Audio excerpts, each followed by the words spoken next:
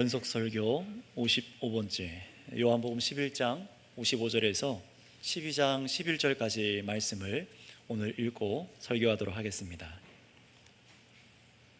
요한복음 11장 55절부터 저 한 절 여러분 한 절 12장 11절까지 보시겠습니다. 유대인의 유월절이 가까움에 많은 사람이 자기를 성결하게 하기 위하여 유월절 전에 시골에서 예루살렘으로 올라갔더니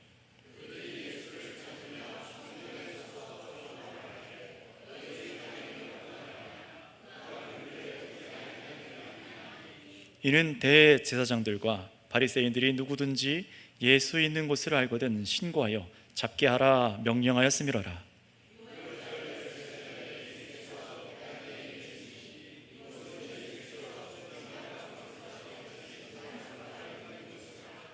거기서 예수를 위하여 잔치할세 마르다는 일을 하고 나사로는 예수와 함께 앉은 자 중에 있더라.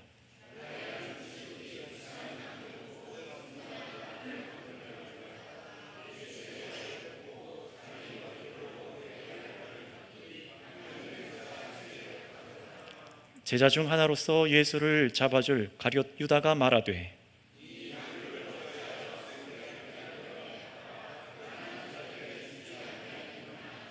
이렇게 말하면 가난한 자들을 생각함이 아니요 그는 도둑이라 돈꾀를 맞고 거기에 넣은 것을 훔쳐가미러라.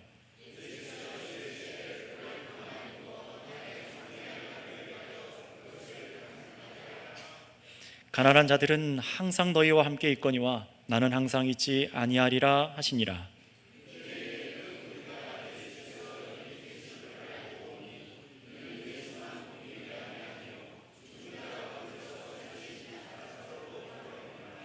대제사장들이 나사로까지 죽이려고 모의하니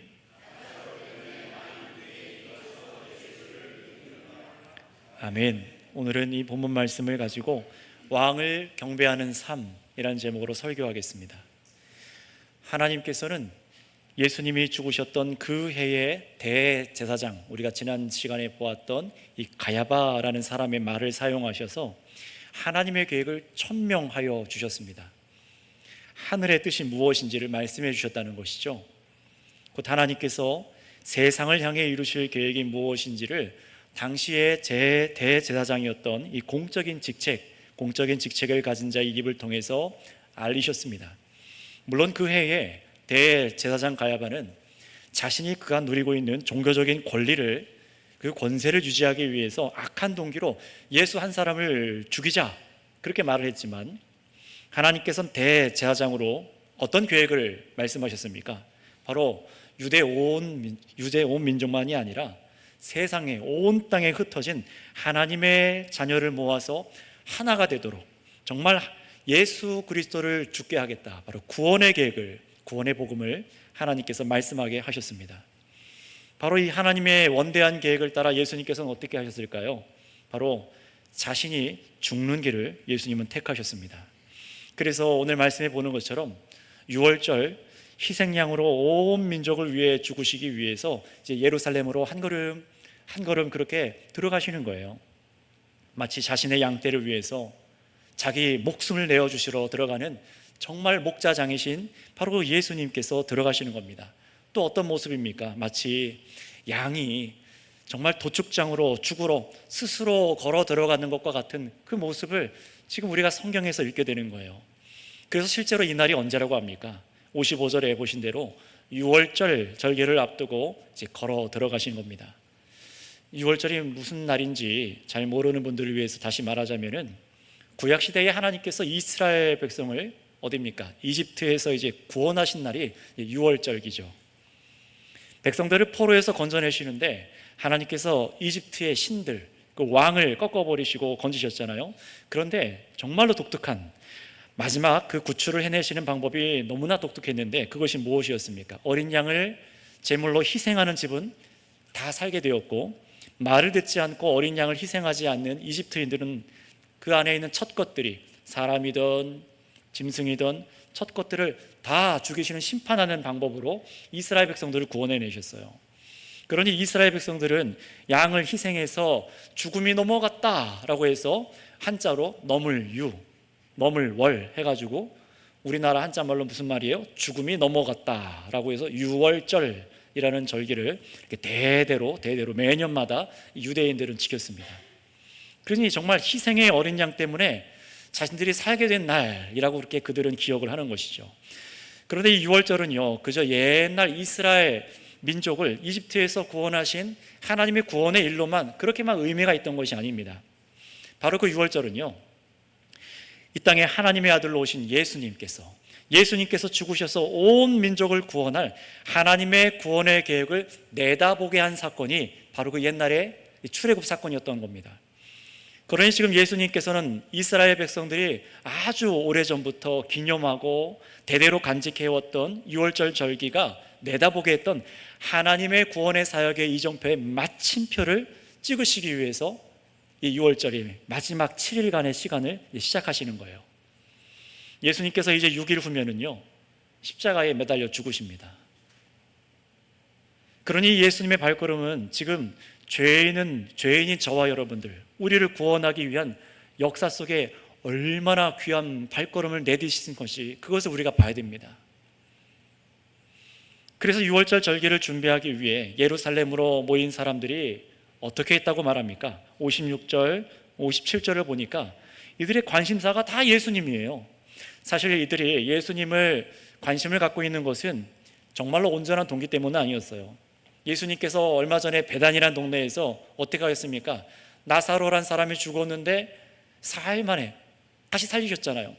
죽어가지고 시체에 썩는 냄새가 나는 나사로를 살리신 그 일 때문에 예수 믿는 사람들이 막 늘어나는 거예요. 소문이 얼마나 퍼졌을까요? 그러니 그 신기한 일을 한 예수를 다시 볼 수 있을까? 이런 마음 때문에 사실 모든 사람들이 그곳에 모여서 얘기를 하는 겁니다. 또 어떤 것 때문에 얘기를 하며 수군댔을까요? 지난 시간에 보신 것처럼 예루살렘 공회에서 이제 예수님을 잡아서 죽이기 위해서 누구든지 보면은 예수를 보거든 신고해라, 그런 명령이 떨어졌기 때문에 예수가 과연 예루살렘으로 올까? 에이, 안 오겠지. 이런 얘기들이 지금 온통 지금 예루살렘 안에 유월절 절기 안에 예수에 대한 관심이 막 가득한 거예요. 옛날 출애굽기의 그 일보다 예수의 일이 지금 더 중요한 겁니다. 자, 그럼에도 오늘 요한복음이 보여주는 메시지가 있습니다. 그거는 뭐냐면은 저 유월절이 그저 옛날 일을 기억하는 그랬던 절기에서 이제는 정말로 사람들이 유월절에 참으로 주목해야 될 분, 바로 그 예수님께 온통 집중하기 시작한 절기가 되기 시작했다는 겁니다. 물론 동기는 잘못되었지만 말이에요. 자, 그래서 이 본문 시작부터 보이는 것이 있어요. 분명히 예수님께서는 바로 저와 여러분들, 우리를 구원하기 위해서 이 죽음으로 유월절 절기를 향해서 가까이 가시는데 사람들의 관심은 그게 아니라는 겁니다. 관심이 별로 없어요. 예수님이 여기 예루살렘에 오면 죽을 수도 있다라고 그렇게 생각하고 있지만 그 예수님이 죽는 이유를 나의 구원과 연결시키지는 못합니다. 나의 죄사함, 나의 영생을 연결시켜서 유월절과 연결시켜서 생각하지 못하는 거예요. 그저 정치적으로 유대 종교 지도자들에게 미움을 당해서 저 예수가 죽을 수도 있겠다, 그런 걸 예상할 뿐이고, 심지어 이들이 예수를 보고자 하는 이유 역시 뭡니까? 정말로 죄사함 받기 위해서가 아니에요. 사람을 죽은 가운데서 살리는 신기한 일을 하는 그런 일을 더 보기 위해서 예수를 찾는 것뿐입니다. 여러분, 그러니 생각해 보세요. 예수님의 발걸음이 얼마나 고독하고 얼마나 외로웠을지를 생각해 보세요. 아무도 주님의 이런 희생의 사역을 이해하는 사람이 없습니다. 저와 여러분들이 그 자리에 있었어도 그랬을 겁니다.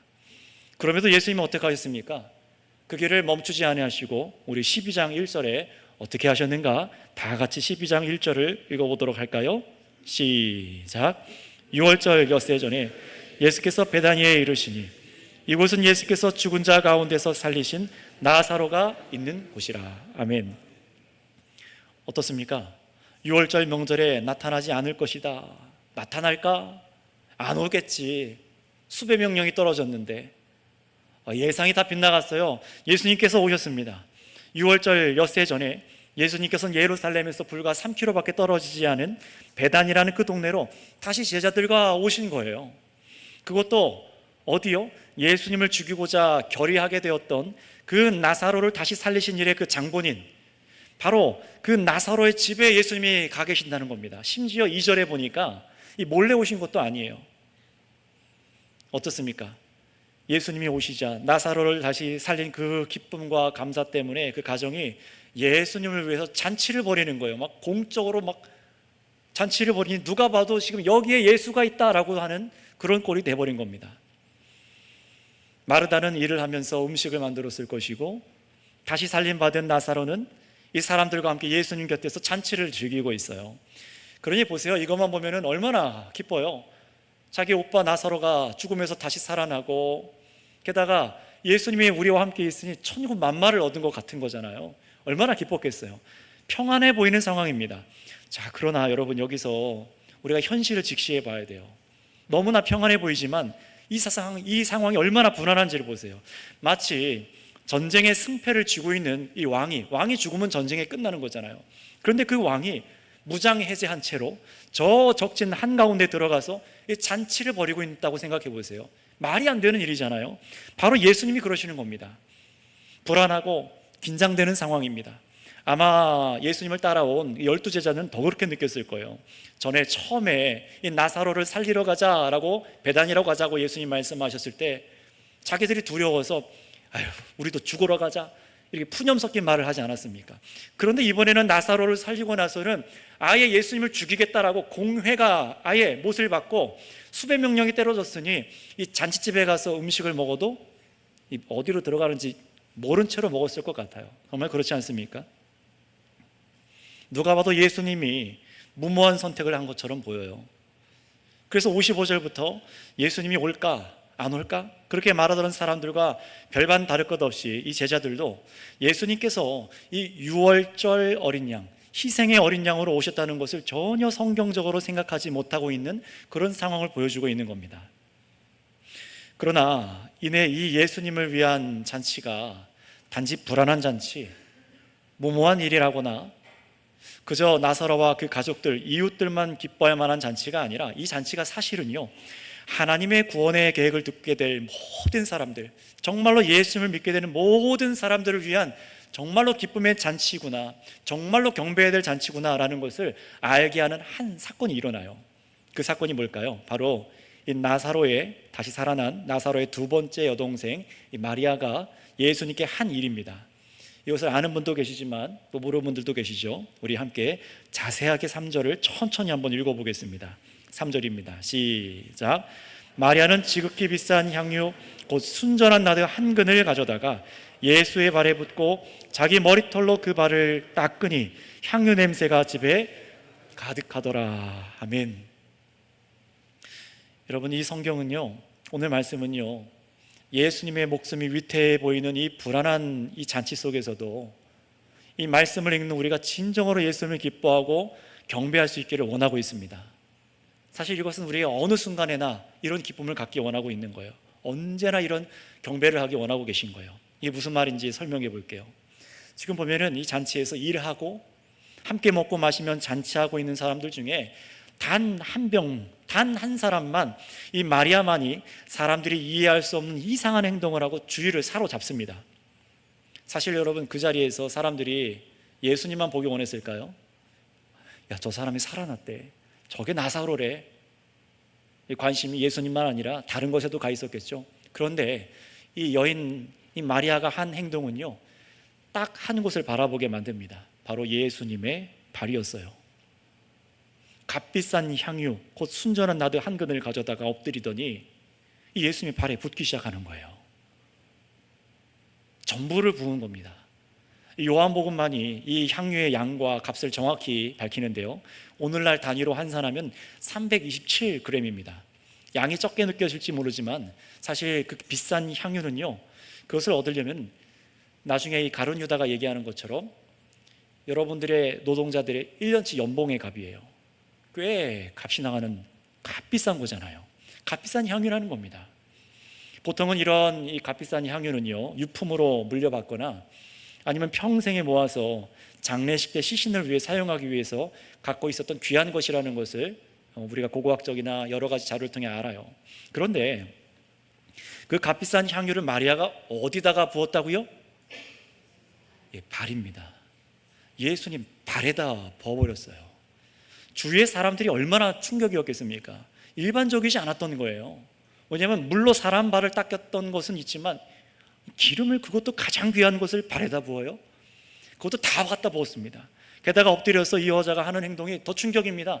자기의 머리를 풀더니 그 긴 머리카락으로 엎드려서 예수님의 발을, 그 향유 기름이 묻은 그 발을 닦기 시작하는 거예요. 여러분, 이 모습을 본 사람들은요, 다 이 상황을 도대체 어떻게 받아들여야 될지 몰라서 다 꿀먹은 벙어리처럼 멍하게 보고 있었겠죠.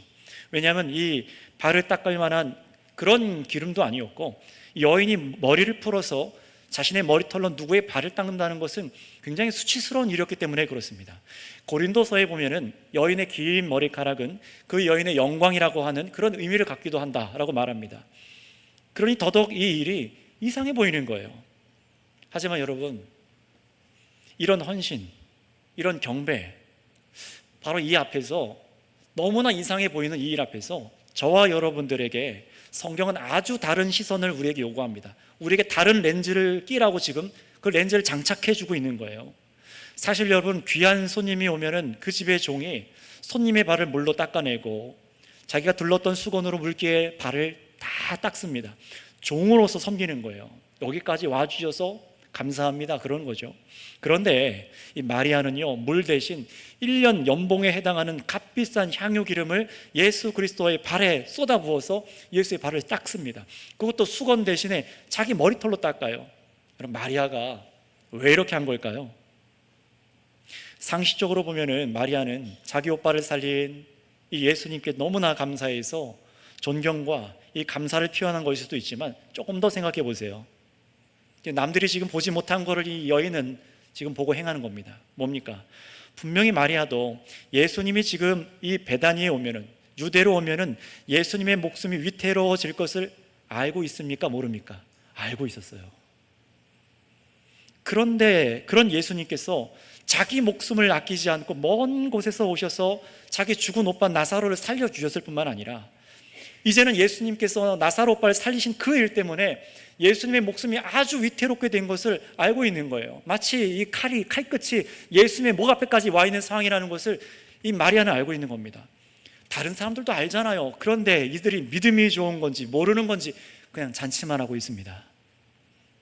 그런데 바로 이런 상황에서 마리아는 이 부활과 생명의 예수님, 바로 이분이 우리에게 이 영원한 생명을 주시기 위해서 자기의 생명을, 자기의 목숨을 아끼지 않으셨구나 라는 것을 분명히 감사하고 기뻐하며 이 일을 헌신했다라는 것을 성경에서 읽어낼 수가 있는 것입니다.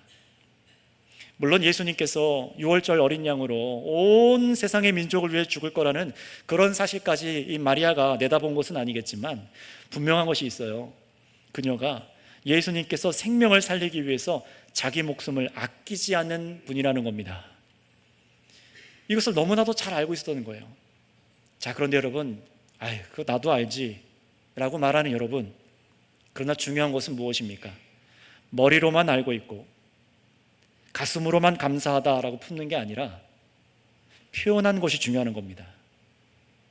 정말로 삶을 그렇게 표현한 거예요. 예수님을 앞에 두고 그 발 앞에 엎드려 경배합니다. 정말로 십자가에 감사하는 사람의 모습이에요. 모든 힘을 다해서 합니다. 아무리 값비싼 향이라도 예수님 발에 부을 정도밖에는 안 되는 거다라고 이 여인이 여긴 거 아니겠습니까? 예수님의 발걸음, 예수님의 사역, 예수님 자체가 얼마나 존귀한 분인지 향유가 정말 예수님의 발밖에는 닦을 정도밖에 안 되는 그런 가치로 여인이 받아들였던 거예요. 구약 성경 아가서에 보면은요, 거기서 말씀하듯이 여인의 아름다움의 상징인 바로 그 머리털, 그 머리카락, 긴 머리카락을 예수님의 발을 닦을 정도밖에 안 되는 것으로 여기는 겁니다. 자기 머리카락보다 누구의 발이 더 아름다운 거예요? 예수님의 그 발, 목숨을 아끼지 않고 우리에게로 와주신 그 발이 더 아름다운 거예요. 그게 보이는 거예요, 지금 마리아는요. 예수님의 발이 더러워서 닦은 게 아닙니다. 또는 예수님께서 제자들의 발을 닦아주신 것처럼 서로 섬기자, 아니면 우리 삶에 발생하는 죄를 씻자, 그런 의미가 아닙니다. 예수님은 죄가 없으신 분이시죠. 오로지 마리아는요, 예수님을 엎드려 지극히 마음을 다해 경배하는 행위로 이 일을 한 겁니다. 여러분, 사람들의 온갖 오해를 신경 쓰지 않고 한 거예요. 예수님께서 살아계실 때 헌신할 기회를 놓치지 않은 것입니다. 남들의 시선이 중요하지 않은 거예요. 그런데 여러분, 여기서 우리는 성경적인 이해를 한 가지 더 가져야 될 필요가 있습니다. 여러분, 이것은 마리아가 의도했던 그렇지 않던 성령으로 기록한 이 요한을 통해서 우리에게 가르쳐 주시는 메시지인데요. 그게 뭐냐? 전통적으로 유대인들은 이런 값비싼 이 기름을 누군가에게 부을 때가 있었어요. 사실 사람의 머리에다 부었는데 그때가 딱 두 가지 경우입니다. 하나는 이 사람이 바로 우리를 다스리는 하나님께서 세워주신 왕입니다. 왕에게 기름을 붓습니다. 또 한 가지는 이 사람이 바로 제사장입니다 라고 임명할 때 이 기름을 부었어요. 그러나 여러분, 다음 주에 보실 이 말씀에서 분명히 보겠지만 예수님은 누구십니까? 바로 왕으로 이 땅에 오신 줄을 믿습니다. 예수님은 왕으로 오셨어요. 구약시대의 모세를 통해서 이집트의 신들을 꺾어버리신 하나님께서 이제는 정말로 왕으로 세상에 하나님께서 보내셔서 이 세상 원수 마귀를 멸하시고 흩어져서 압제당하고 죄로 고통받고 정말로 시리에 빠져있는 바로 하나님의 자녀들을 한데 모아서 다스리시는 왕으로 예수님을 세상에 보내주신 것입니다. 그러니 예수님을 왕으로 즉위하는 이 왕이 앉는 그 의자, 이 보좌라고 하잖아요. 왕의 보좌. 예수님은요, 십자가 위에 들려 왕으로 곧 즉위하실 것입니다. 왕으로 즉위하실 거예요. 하나님의 아들이 십자가 위에 높이 들려서 왕으로 선포되시고, 왕이 자신의 목숨보다 백성을 위해서 자기 목숨을 다 내어주는 바로 그런 삼김의 사랑을 다 보여주실 것입니다. 예수님께서 그런 왕으로 오셨다는 것을 보여주는 게 바로 이 사건이라는 겁니다. 물론 요한복음은 이렇게 우리를 부활과 생명으로 섬겨주실 예수님, 하나님의 계획대로 온 열방에서 우리를 불러 모아 하나 되도록 하신 예수님이 참 기름 부은 왕이라는 사실을 보여주시는 것, 이것을 우리가 이 성경 안에서 발견해야 되는 겁니다. 예수님이 누구라고요? 왕은 왕인데 어떤 왕이라고요? 우리를 살리기 위해 자기 목숨을 내어주시는 왕이라는 겁니다. 오늘 이 의미가 이 본문 안에 이 두 가지가 다 들어있어요. 물론 요한복음 처음에 예수님께서 하늘에서 내려오는 성령으로 세례를 받으실 때 예수님이 이미 이 세상의 왕이라는 것이 다 밝혀졌지만, 이제는요, 우주 만물의 왕이 어떻게 바로요, 이 죽음으로 나아가서 자기 백성을 살리시는 바로 이 일을 행하시는데, 바로 이 죽음의 일, 이 선택하신 일이 경배받아야 마땅한 일이다라는 것을 보여주시는 겁니다. 온 힘과 우리의 정성을 다해서 모든 것을 가치를 들여서 경배해야 될 일이 바로 우리를 구원하기 위해 오신 왕이 목숨을 내어주시는 일이라는 거예요. 그 결과 어떤 일이 벌어집니까? 3절에 보시면은 이 향유 냄새가 그 온 집에 가득하게 되었다라고 기록합니다. 그 진하고 향기로운 엄청난 향유 냄새에 여러분, 그 안에 지극히 큰 왕이 있다는 사실을 사람들로 느끼게 만들기에 충분했던 거예요. 생각해 보세요. 온통 관심사가 예수님 아니면 음식, 저 나사로 아니었습니까? 그런데 이제는 온 신경이 누구요? 예수님입니다. 예수님이 보이는 거예요. 예수님께 시선이 쏠리는 거죠. 도대체 이분이 누구길래 저 정도의 대우접을 받아야 되는가? 나중에 가서야 제자들도, 예수님이 죽고 부활하신 후에서야 제자들도요, 이 마리아의 행동을 이해합니다. 정말로 그렇게 경배받으셔야 될 일을 하신 거구나. 복음서 전체에 기록될 정도로 희생하신 왕을 대하는 저와 여러분들의 태도가 어떠해야 하는지를 지금 우리에게 보여주시는 거예요. 여러분, 그것이 무엇입니까? 지나치고 과할 정도, 무모하며 사람들 앞에 수치스럽다고 느껴질 정도의 모습에 전혀 아랑곳하지 않고 예수님과 그 사역을 가장 귀한 것으로 여겨서 내 것을 다 부어서 섬기는 겁니다. 그것도 예수님과 똑같은 위치에서가 아니에요. 엎드려서, 발 앞에 엎드려서 비굴함이 아니라 겸손과 사랑으로 지극한 감사로 엎드려서 그 발을 닦는 것이 바로 나를 위해 죽음의 길을 걸으신 왕이신 예수님을 향한 우리 모든 믿는 자들의 태도여야 된다는 것입니다. 여러분, 이것이 여러분의 모습이기를 원합니다. 저의 모습이기를 원해요. 자, 그러나 여러분, 생각해 보세요. 어떤 일이 곧 벌어집니까? 예수님께 집중되고 있었던 그 향기가, 그 발을 닦는 행위가 무색해질 정도로 여기 찬물을 끼얹는 그런 일이 하나 발생하죠. 바로 이 가룟 유다가 갑자기 나타나서 이렇게 말합니다. 4절 5절에 이렇게 기록하고 있어요. 제자 중 하나로 예수를 잡아 넘겨줄 이 가룟 유다가 이렇게 말했답니다. 이 향유를 300데나리온에 팔아 가난한 자에게 주지 왜 이렇게 낭비하냐, 지금 이 얘기를 하는 거예요. 자, 여러분, 여기서 중요한 가치 하나를 툭 던지지 않습니까? 이 가룟 유다가 바로 가난한 사람을 돕는 일이에요. 왜냐하면 가난한 자를 돕는 것은요, 구약 성경에서 하나님께 하신 명령입니다. 신명기 15장 11절 말씀을 보면은 땅에는 언제든지 가난한 자가 그치지 아니하겠으므로 내가 내게 명하여 이르노니 너는 반드시 내 경내에 내 형제의 곤란한 자와 궁핍한 자에게 내 손을 펼칠지니라 라고 말씀하십니다. 뭐 하라는 거예요? 가난한 자가 역사 끝까지 있을 텐데 그 사람들을 도우라는 겁니다.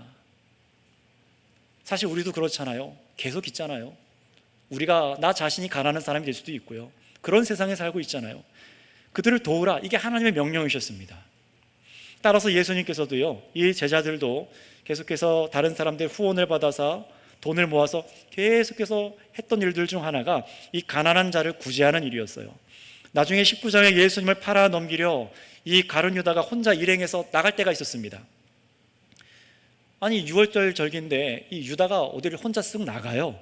근데 이 나머지 11 제자들이 뭐라고 생각한 줄 아세요? 나중에 가서 읽어보겠지만, 이 가룟 유다가 6월절 절기에 물건 사러 가나 보다, 저 사람이 가난한 자를 구제하러 또 나가나 보다, 이렇게 그냥 자연스럽게 생각한 겁니다.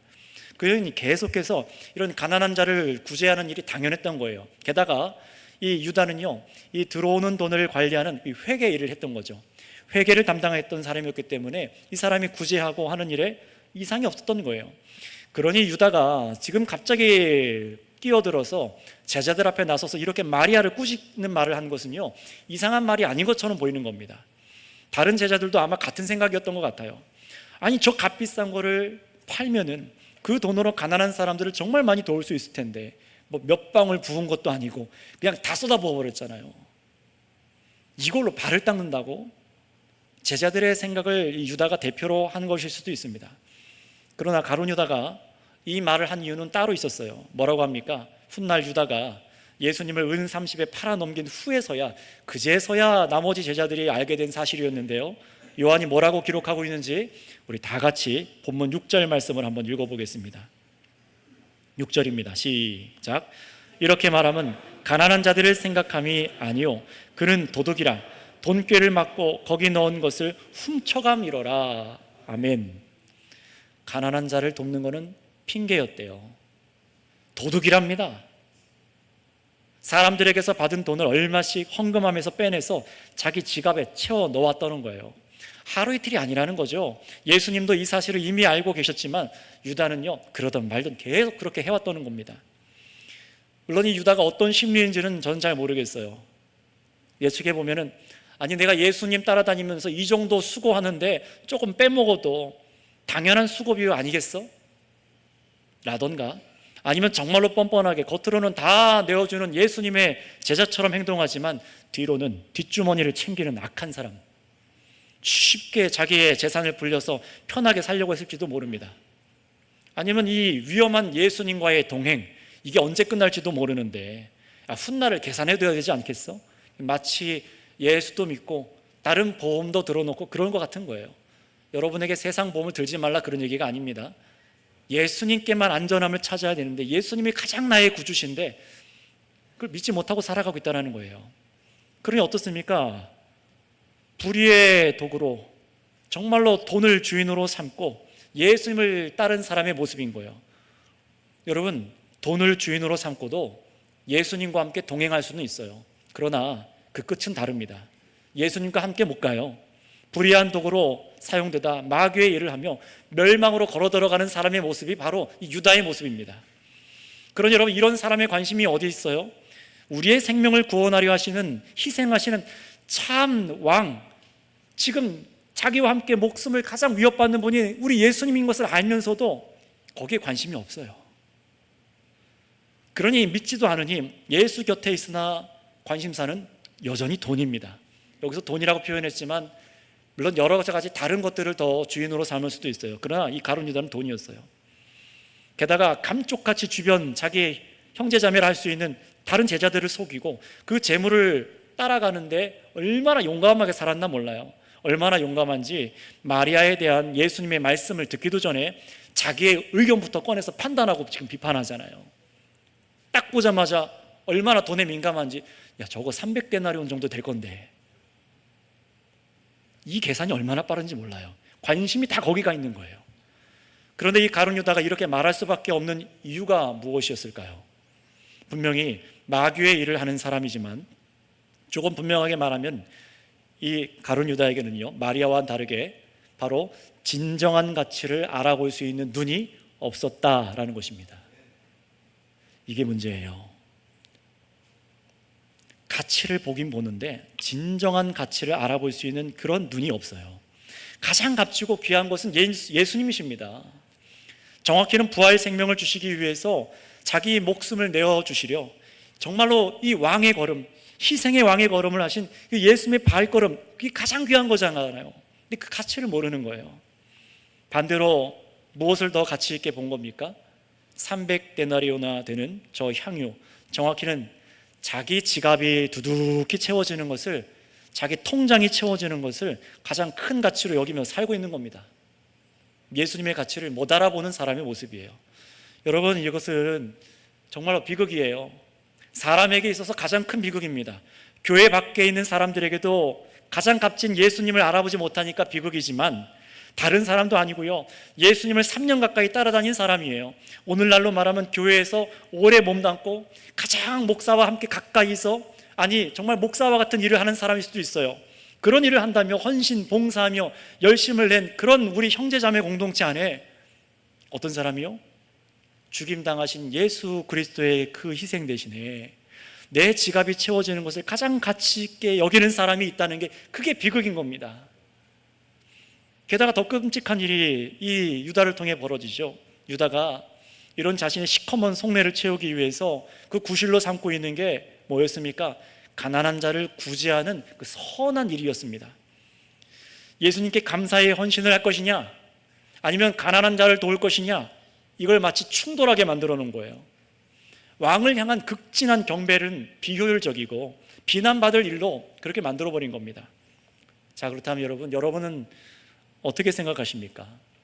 가룟 유다는요, 아주 논리적인 사람이에요. 설득할 만한 얘기를 한 것 아닙니까? 저 돈이면은 얼마나 지금 많은 사람을 도울 수 있는데, 당장에 지금 굶어 죽고 있는 사람이 있는데, 어떻게 저렇게 낭비를 할 수 있냐. 당연히 주위에 있는 사람들도요, 이 유다의 말에 동조하면서 마리아의 헌신을 비난하게 될 만한 상황이 된 겁니다. 여러분, 하나님을 향한 헌신의 가치를 확 떨어뜨리고 다른 사람의 헌신을 비웃고, 여러분 그런 말을 하지 마시길 바랍니다. 그런 말을 하는 사람이 안 됐으면 좋겠어요. 다른 사람이 정말로 엎드려서 주님을 경배하고 있는데 그걸 평가하고 가치로 따지고, 유다는 지금 그런 말을 하고 있는 겁니다. 그러니 어떻게 됐습니까? 그 집안 가득한 섬김의 향기를 경제적인 것으로, 돈으로 환산해서 얼마나 비가치적인 것으로 떨어뜨렸습니까? 이게 여러분 마귀의 계략입니다. 왕을 향한 헌신과 선한 일을 서로 충돌하게 만들어서 마치 편을 가르듯이 물타듯 귀한 가치를 흐려버리고 본질을 잃어버린 선행만 남게 만드는 거예요. 그렇다면 여러분, 여기서 예수님께서는 어떤 판결을 하셨을까요? 어떻게 이 충돌을 해결하셨을까요? 예수님께서는 놀랍게도요, 이 마리아의 이 지극한 헌신과 또 가룟 유다가 말한 가난한 자를 돕는 것을 둘 다를 인정하십니다. 다만 순서가 있다라고 말씀하세요. 정말 그런지, 그것이 무엇인지 우리 7절과 8절 말씀을 한번 읽어보겠습니다. 7절과 8절입니다. 시작. 예수께서 이르시되 그를 가만히 두어 나의 장래할 날을 위하여 그것을 간직하게 하라. 가난한 자들은 항상 너희와 함께 있거니와 나는 항상 있지 아니하리라 하시니라. 아멘. 예수님 어떻게 말씀하십니까? 어느 거 하나는 맞고 어느 거 하나는 틀리다라고 하지 않으세요. 마리아가 향유를 부어 발을 닦은 이 일을 예수님께서 어떻게 해요?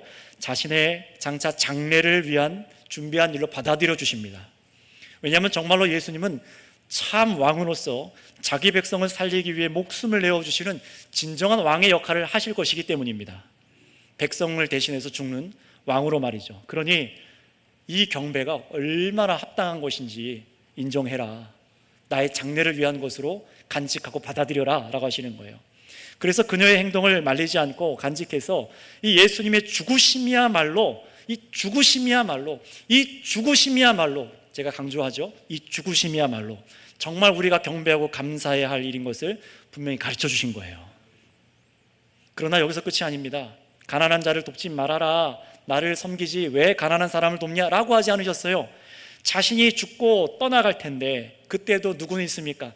가난한 사람들은 계속 제자들과 교회인 우리들과 곁에 있을 것이기 때문에 언제든 그들은 도울 수 있지 않냐. 도우라는 거예요. 따라서 유다의 이 악한 속내 때문에 마리아의 헌신과 가난한 자를 돕는 일이 나누어질 뻔한 것을 예수님께서 다시 봉합하신 겁니다. 분명히 예수님의 죽으심이야말로 가장 찬양받아야 될 가치 있는 일이란 사실은 변함이 없습니다. 제1순위입니다. 그러나 가난한 자를 돕는 일 역시 계속해야 하는 하나님의 뜻이라는 사실을 예수님께서 단순하게 정리해 주신 거예요. 단순한 겁니다. 그러니 여러분, 예수님의 왕의 희생을 경배하는 것은 언제나 귀하다는 사실을 여러분 믿으십니까? 우리가 가장 소중하게 여겨야 될 가치가 바로 여기 있어요. 그 어떤 물질적인 것과 비교해서 계산할 수 있는 것이 없습니다. 다 부어드려도 정말 아까울 수가 없는 겁니다. 우리가 엎드려 우리의 머리털로, 저는 머리가 비록 짧지만 머리털로 예수님의 발을 닦아 드릴지라도 지나친 헌신이 아니라는 거예요.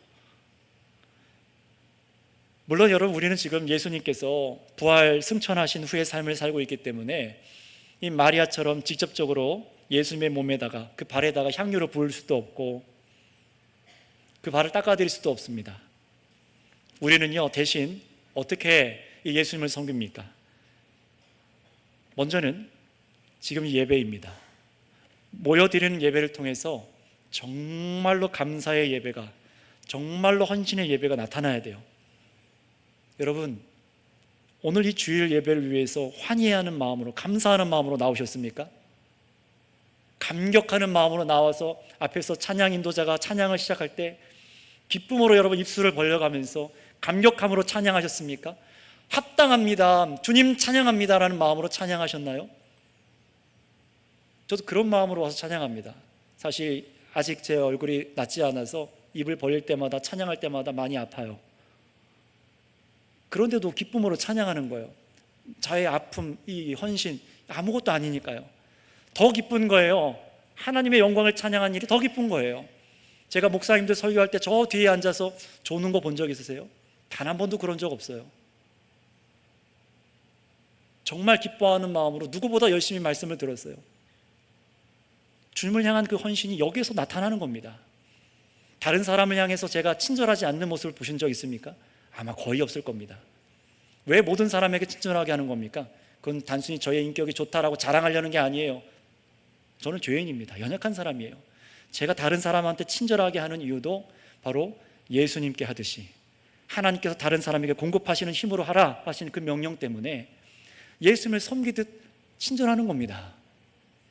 이게 바로 무엇입니까?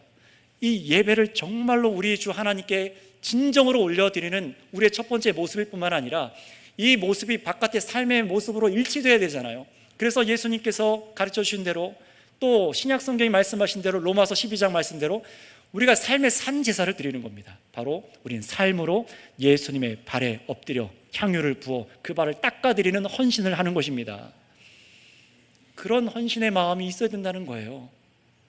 쉽게 그냥 다리 꼬은 채로 드는 그럴 수 있는 예배가 아니잖아요. 제가 누워서 다리 꼬고 예배 드리는 거 보신 적 있습니까? 왜 그렇게 하는 겁니까? 저는 목사 앞에서 예배 드리는 게 아니라 하나님 앞에서 예배 드리고 있기 때문에 그래요. 지금 이 마리아의 모습을 생각해 보세요. 다른 사람이 누가 보든 신경 쓰지 않고 정말로 진정과 마음을 다해서 지금 하는 거잖아요. 예수님 한 분이 죽으셔서 흩어진 자들을 하나로 또 모으시는 이 비전과 이 사역을 알았다면 또 어떻게 헌신해야 되겠습니까? 예수님 사역은 목사들이나 하는 거고 장로님들이나 하는 거고 나는 내 살 길을 위해 살겠습니다. 아니에요. 예수님 한 분이 죽으셔서 온 땅에 흩어져 있는 사람들을 모으셔서 정말로 영생 얻는 구원을 얻는 일을 위해 나도 헌신하는 겁니다. 그게 예수님의 발을 닦아드리는 거예요. 그리고 정말 우리 가운데 있는 가난한 자를 돕는 일을 계속해서 하는 거예요. 이것도 예수님을 섬기는 일입니다. 자, 또 가난한 자들을 돕는 얘기로 여러 성경을 연결해서 말씀드릴 수 있지만 가룟 유다 때문에 옆으로 빠져버린 핵심을 다시 가져와서 집중해 볼게요. 오늘 본문 말씀은요, 부활 생명을 주시는 바로 이 왕, 자신을 죽음으로 다 내어주셔서 흩어진 백성을 하나로 모으시는 바로 우리의 구원자, 이 왕이신 예수님을 우리가 어떤 가치로 대하고 있느냐, 이게 지금 이 본문의 주제입니다. 구제도 나사로도 중심 주제가 아니에요. 정말로 저와 여러분들이 우리를 위해 죽으신 이 왕, 나를 위해 이 희생의 발걸음을 걷고 있는 예수님의 이 가치를 어떻게 여기고 있느냐, 이게 지금 우리의 마음을 두드리고 있는 중심 주제입니다. 여러분의 태도가 어떠한지를 묻는 거예요. 그래서 가난한 자에 대한 얘기는 예수님의 말씀 한마디로 지금 정리되고 계속해서 예수님을 대하는 사람들의 태도에 대한 말씀이 이어집니다. 정말로 그런지 우리 마지막 9절부터 11절 말씀을 한번 읽어보도록 할게요. 9절부터 11절입니다. 함께 읽습니다. 시작. 유대인의 큰 무리가 예수께서 여기 계신 줄을 알고 오니 이는 예수만 보기 위함이 아니요 죽은 자 가운데서 살리신 나사로도 보려 함이로라. 대제사장들이 나사로까지 죽이려고 모의하니 나사로 때문에 많은 유대인이 가서 예수를 믿음이로라. 아멘. 자, 보세요. 또 다른 부류의 사람이 나왔어요. 예수님을 대하나 어떡합니까? 대제사장들이 이제는 나사로도 죽이려고 해요. 왜냐하면 나사로가 죽었다가 예수님 위해 다시 살아났기 때문에 이 예수님 믿는 사람이 점점 늘어가는 거예요.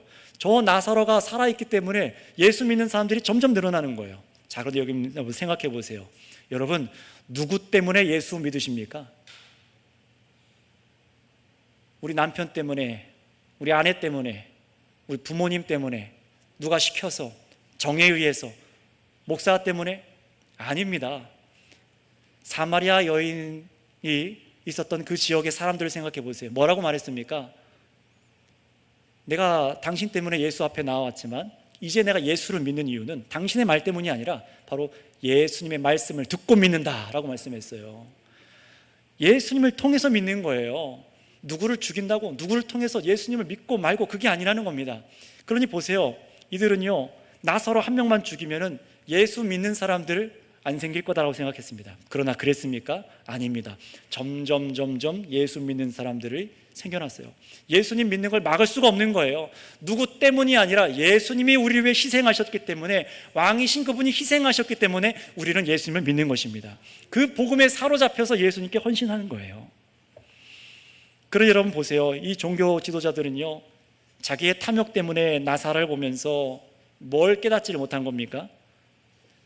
매년 6월절을 가르치고 절개를 지키게 하고 있지만 정말로 하나님의 그 구원과 죽은 자를 살려내시는 이 예수님의 구원을 연결시키지를 못하는 겁니다. 오히려 예수님이 생명을 주신 사람 그 나사로까지 죽이려고 해요. 그러니 여러분, 예수 믿고 생명을 얻었다는 사람들은 다 자신들의 적으로 보이겠죠. 저 예수 믿고 인생이 바뀌었다고? 저 사람만 없어지면은 아주 치워버려야 될 대상으로 나사로를 대하는 거예요. 그러니 여러분, 이 말씀 안에서 우리가 적어도 세네 가지 부류의 사람을 우리가 보았습니다. 첫 번째 사람, 우리를 살리기 위해 희생의 길을 택한 왕, 예수님을 가장 가치 있는 분으로 섬기는 사람, 그래서 어떤 헌신을 드려도 아깝지 않은 사람, 바로 마리아를 보았고요. 두 번째는 예수님의 희생의 가치를 모르고 자기 지갑을 채우는 것을 가장 큰 가치로 삼는 사람입니다. 그래서 남을 속이고 예수님을 향한 헌신을 비우는 사람입니다. 가룟 유다지요. 세 번째는 예수님을 믿지 못하도록 부활의 증거를 가진 사람을 죽이려고 하는 사람이에요. 대제사장들과 같은 사람이죠. 한 부류를 더 해볼까요? 네 번째는 온 백성을 구원할 왕으로 예수님을 바라보고 만나려고 하는 게 아니라 그래서 신기한 일을 하는 예수, 저 예수로 인해서 신기한 기적을 겪었대. 나사로를 구경하려고 하는 정도로 예수님을 찾는 사람들입니다. 자, 그렇다면 여러분, 이 네 가지 부류의 사람들 중에서 누가 하나님의 영광을 목격하게 되었을까요? 두 번째, 세 번째, 네 번째? 아니겠죠. 마지막 예수님의 무덤에서 부활한 예수님을 목격한 사람은 예수님께 자신의 힘을 다해서 헌신한 마리아 뿐이었습니다. 그는 예수님께서 십자가에 죽으시기 전에도 예수님의 발에 향유를 부어 닦아서 예수님께서 자신의 목숨을 내어주시는 것이 얼마나 귀한지를 알고 감사한 사람이라는 거예요. 여러분, 그러니 보세요. 우리는 얼마나 무뎌져 있습니까? 또 그 소리, 또 그 복음, 어느 순간부터 팔짱 끼고 말씀을 들어요. 입도 벌려서 내 전심을 다해서 악기하고 찬양하지 않습니다. 내 손익을 계산해가면서 신앙생활을 해요. 부끄럽더라고요. 옛날에 저희 모습이 그랬습니다. 부끄럽더라고요. 여러분, 그러나 이 마리아의 모습을 보세요. 그냥 어떤 말입니까? 그냥 이것은요, 불신자들이 하는 말들 중에 저 마리아는 예수님을 이성적으로 흠모했다, 그런 러브 스토리로 보는 것이 맞습니까? 아닙니다. 한 여인이 과도한 헌신의 이야기 아닙니다. 이것은 왕이신 예수님을, 정말 왕이신 예수님이 우리를 살리기 위해, 바로 여러분을 살리기 위해 죽임당하셨음을 믿고 정말로 그 발걸음을 감사하는 것이 옳다라고 말하는 겁니다. 이게 마땅한 삶의 모습이라고 가르치시는 거예요. 예수님의 목숨을 내어주심을 정말 귀한 가치로 여기는 사람의 태도여야 한다는 것이죠. 그렇다면 여러분들께서는 가장 중요하다라고 여기는 이 가치를 어디에다가 두고 있습니까? 죄인인 여러분을 구원하신 예수님이십니까? 왕이 백성을 위해 목숨을 내어주시는 그 희생 맞습니까? 그래서 죽음을 향해 걸음을 한 걸음 한 걸음 내딛어 주신 정말 나의 예수님이야말로 그 무엇으로도 내가 헌신해도 지나치지 않을 가장 가치 있는 분으로 여러분 대하면서 신앙생활을 하고 계십니까? 아니면은 나머지 세 부류의 사람처럼 헛된 가치를 위해서 헛된 열심을 내며 그저 예수님 옆에 있는 사람입니까? 성도 여러분, 단지 예수님 곁에 있는 게 중요한 게 아니잖아요. 어떤 사람으로 예수님을 대하고 있느냐가 훨씬 중요한 문제이잖아요. 가난하고 어려운 자를 돕고 헌신 봉사한다고 해서 교사하고 뭐하고 뭐 한다고 해서 예수님과 동행하는 사람이라고 할 수 없습니다. 그건 기준이 아니에요. 어떤 헌신은 예수님께 아깝다고 생각하고 계산하고, 그래서 스스로 다른 사람도 속이는 사람으로 예수님 옆에 있는 것은 왕을 경배하는 삶과 아주 거리가 먼 삶을 사는 겁니다. 나의 이익을 계산하는 사람은 왕을 경배할 기회도 놓치고 살아가는 거예요. 그러니 여러분, 정말로 예수님과 동행하고 왕을 경배하는 삶이 무엇이겠습니까? 가장 중요한 것, 예수님을 가장 나에게 가치 있는 분으로 여기고 이 세상에서 가장 가치 있는 것으로 여겨서, 그래서 정말 나를 드리는 것을 아까워하지 않는 사람이 되느냐 그렇지 않느냐가 우리에게 중요한 문제라는 거예요. 여러분, 신앙생활하면서 도대체 무엇을 고민하고 있습니까? 한 해, 두 해, 25년도 끝나고 곧 한 해 더 넘어가서 신앙의 연수가 나올 텐데 뭘 자랑하시겠습니까? 무엇을 우리가 중요하게 여겨야 되겠습니까? 바로 내가 예수님께서 날 위해 죽으신 그 가치를 가장 소중하게 여겨 엎드릴 수 있는 경배하는 사람으로 세워지는 것이 중요한 것입니다. 모든 선한 일과 헌신도 사실은 예수님을 왕으로 경배하고자 하는 마음에서 우러러 나오는 것이에요. 이 순서가 바뀌지 않았으면 좋겠어요. 설교를 마무리해 보겠습니다. 여러분, 드러내놓고 예수님을 증오하고 우리 믿는 자가 늘어나는 것을 싫어하는 사람들이 여전히 이 세상 가운데 가득합니다. 그러나 어떤 사람도 있습니까? 안타깝게도 가롯 유다처럼 행하면서 예수님과 동행하고 있다고 착각하는 사람들도 교회 안에 있습니다. 저도 그런 사람 중에 하나였어요.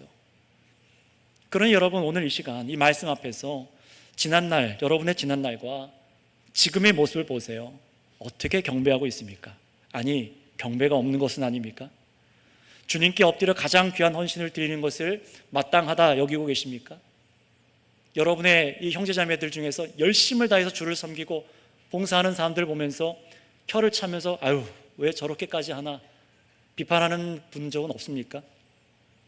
정말로 헌신하고 봉사하는 분들은요, 새벽같이 나와 봉사하시는 분들, 자기 삶을 들여 봉사하시는 분들 붙잡고 물어보세요. 억지로가 아니에요. 예수님 때문에 하는 거예요. 예수님을 너무 사랑해서 하는 거예요. 그 가치 때문에, 그걸 알기 때문에 하는 겁니다. 그러니 여러분, 나의 상황과 상관없이 남들의 비난과 수치를 아랑곳하지 않고 묵묵하게 엎드려 예수님을 경배하는 것을 가장 귀하게 여기고 헌신하는 것을 즐거워하는 사람이 맞는가, 내가 그런 사람이 맞는가를 돌아보셔야 되는 거예요. 또 앞으로 여러분, 내가 정말로 그런 사람으로 지어져 가는 것, 주님께서 나를 그런 사람을 만드는 것을 기뻐하고 있는가? 보시기 바랍니다. 어쩌면 여러분이 있는 것을 전부를 드려들 때도 있고, 엄청난 손해를 다 보면서 건강을 잃어버리면서까지 주의 일에 헌신해야 될 때도 있을 수도 있습니다. 그럼에도 아까워하지 않습니다.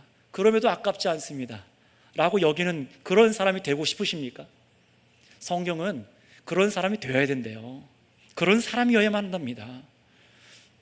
여러분, 저도 정말 그런 사람으로 날로 지어져 가기 원해요. 어제 내가 했던 헌신과 봉사 속에 대가에 그 보상을 받아야 된다라고 여기다거나, 하나님이 기뻐하는 가난한 자를 돕는 것 같이 선한 일을 이용해서 내 이익을 취하려고 하는 그런 사람이 되고 싶지 않습니다. 저도 그런 유혹에 빠질 수 있는 사람이잖아요. 나의 지갑이 채워지는 것, 내 재산이 늘어나는 것, 다시 말하면 나의 유익과 만족을 최고의 가치로 모든 것을 계산하고 살아가는 그런 비참한 사람이 아니라, 많은 사람들이 이해해 주지 못한다 할지라도, 심지어 나사로와 같이 살해 위협이 와도 예수님 곁에서 우리 주님을 기뻐하고 주님의 발을 닦아드리는 그 마리아와 같이 우리 예수님을 가장 소중히 여기는 사람으로 그렇게 살고 싶습니다. 그렇게 마지막에 눈 감고 싶어요. 오늘 말씀으로 정말로 마음의 두드림을 받으신 여러분, 주님께서 하고 계세요. 여러분의 마음이 부디 이 말씀 앞에 두드려져서 정말로 자신의 양떼를 위해 죽으시고 자신의 백성을 하나 되기 위해 죽으신 우리의 왕 예수님을 가장 귀하게 여겨드리는 길로 여러분도 함께 걸어갈 수 있는 모두가 되시기를 바랍니다. 기도하겠습니다. 여러분, 우리는 예수 그리스도를 만나기 전에, 하나님의 은혜 전에 정말로 귀한 가치가 무엇인지를 알아볼 수가 없던 사람들입니다. 그래서 오늘 이 가룟 유다와 또 다른 부류의 사람들처럼 자신 옆에 나의 이 죄사함과 영생을 주시기 위해 자기를 희생하고 계신 분이 계신데, 그 발걸음을 걷고 계신 분이 계신데도 그걸 가볍게 여겨요. 가치를 못 느낍니다. 찬양하고 찬송하고 자신을 다 드리는, 인생을 다 드리는 것을 아깝다고 여기고 계산하고 있습니다. 그게 우리 아니었습니까? 주님, 이런 죄악의 모습이 우리 안에 있다면 이 죄를 용서하여 주시옵소서. 이 말씀을 듣고 수면 위로 떠오른 우리들의 정체가 있다면 정말로 자복하고 회개하셔서 그리스도께서 나를 새롭게 하신 그 희생을 가장 값진 것으로 알고 믿는 거듭난 사람을 날 빚어주시옵소서. 그러나 또 한편으로 정말로 내 안에 이 예수님이 가장 소중한 분이라는 것이 믿어지는 분들, 그런 삶을 살고 계신 분들, 그 헌신이 마르지 않기를 기도하시기 바랍니다. 평생에 내가 이 삶을 살아가는 것이 나의 기쁨입니다. 주님, 나와 우리 교회가 정말 우리가 이런 삶을 살아가게 하여 주시옵소서 하고 이 시간 우리 주여 한번 부르고 다 같이 기도하도록 하겠습니다. 주여, 하나님 감사합니다. 주님, 우리 곁에 왕이 오셔서 대접받으신 것이 아니라 정말로 나를 살리기 위해 희생의 길로 걸어 들어가신 이 발걸음을 보고도 많은 사람들을 잔치자리에서 웃고 떠들며 먹고 마시며 하나님 자신의 경제적인 가치를 계산하고 하나님 얼마나 예수님의 이 희생의 가치를 헛되하게 되는지 모릅니다. 그것이 저의 모습이었음을 고백합니다. 주님, 용서하여 주시옵소서.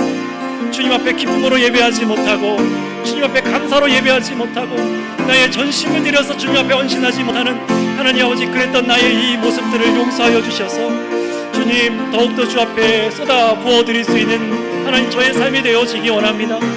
하나님, 마리아가 머리털로 주님을 발을 닦아드린 것처럼 주님의 죽으심을 가장 귀하게 여기는 사람으로 하나님 저를 다스리는 사람이 되기 원합니다.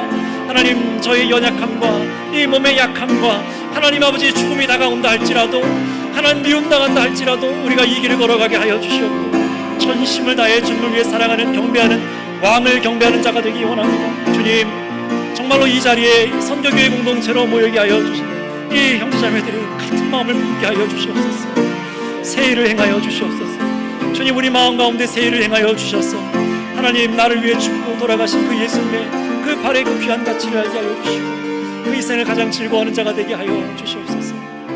주님, 감사합니다. 하나님 아버지, 정말로 우리가 경배해야 될 것이 이 땅에 있는 물질, 나의 안위가 아니라 바로 나를 위해서 저 십자가 길로 뚜벅뚜벅 걸어 들어가신 예수님의 그 발, 왕이신 예수님이 경배받아야 될 줄을 믿습니다. 이 가치를 아는 사람으로 우리를 빚어주시고 새롭게 하시오니 하나님, 말씀을 듣는 모든 자들마다 정말로 예수님을 새롭게 보게 하여 주시옵고 성령으로 세일을 행하여 주셔서 주님, 정말로 주님을 경배하는 일이 가장 값지고 가치 있는 일이라는 사실을 깨닫게 하여 주셔서 이 삶을 함께 살아가게 하여 주시옵소서. 왕을 경배하는 삶을 살아가게 하여 주시옵소서. 그래서 주님, 우리가 저 가룟 유다와 같고 또 다른 사람의 불효와처럼 정말로 이 땅 가운데 주님이 내 옆에 계시나 소중한 가치를 알지 못하고 헛된 것을 위해 살아가다가 인생을 허비하고 멸망의 길로 걸어가지 않게 하시고 늦게 예수 그리스도를 알고 믿어서 많은 것이 망가진 다음에서야 예수님을 찾는 그런 사람들이 되지 아니하도록 주님, 우리를 이 시간 불러주시고 만나주시고 우리와 함께하여 주셔서 우리를 다스려 주시옵소서. 영원히 주를 경배하기 원합니다. 영광을 받아 주시옵소서. 감사하며 우리 구주 예수님의 이름으로 기도드렸사옵나이다. 아멘.